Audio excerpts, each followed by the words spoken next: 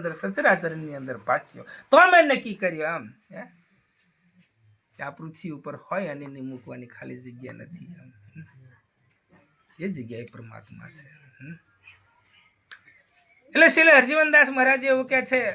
કે ગુને કરી કલ્પના પોતે સૃષ્ટિ ઉપજાવેલી હરજી કહે છે એને માયા કહે એ આવે ને એ જાય આ જે બધી છે માયાનો ખેલ છે આ બધો છે બધો માયાનો ખેલ છે માયા જન્મે છે ને માયા જ મરે છે બોલો સદગુરુ મહારાજ માયા મરતી નથી વશમાં થાય પણ શરીર મરે તો શરીર જન્મે છે ને શરીર મરે છે ખુલ્લો જ સત્સંગ આમાં કઈ ગુપ્ત જેવું રાખવાનું નથી મારે જે કંઈક છે આજના તબક્કાની અંદર આજે માતુશ્રી રેવાબાન એમના દેહનો નાશ થયો છે શરીરનો નાશ થયો છે શરીર મર્યું છે રેવાબા મર્યા નથી કોણ કે છે મરી ગયા એ તો જેમ છે તેમ જેમ છે તેમ છે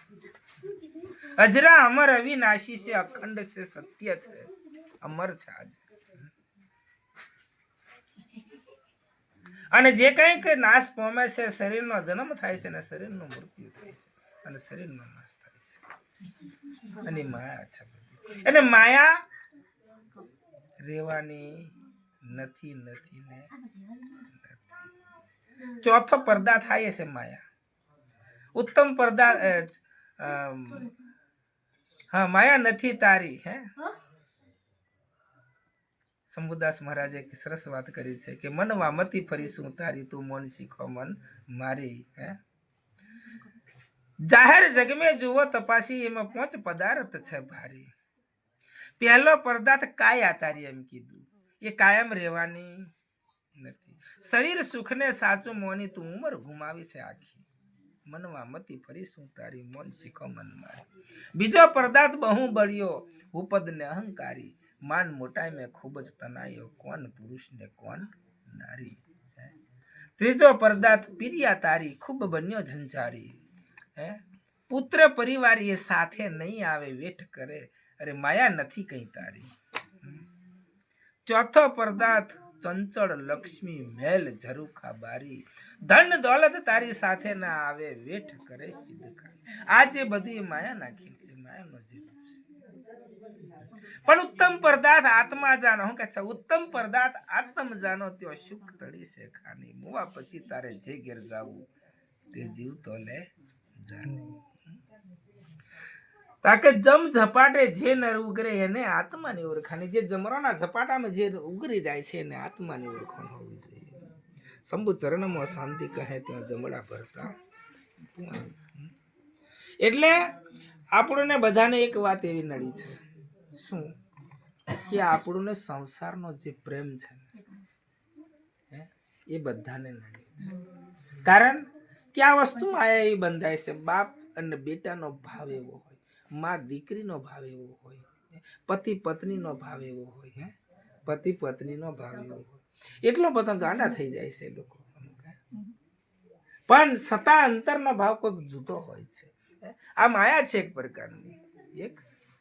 પ્રકારની માયા છે કોણ કોઈનું નથી પેલા બે ધની ધન્યો ના હતો કે બેનો સાંભળી જાય પતિ અને પત્ની બંને હતા જબરજસ્ત પ્રેમથી જીવન જીવે એમ અમારા મંગનબેન ગીતાબેન રહી એમ જબરજસ્ત પ્રેમથી રહે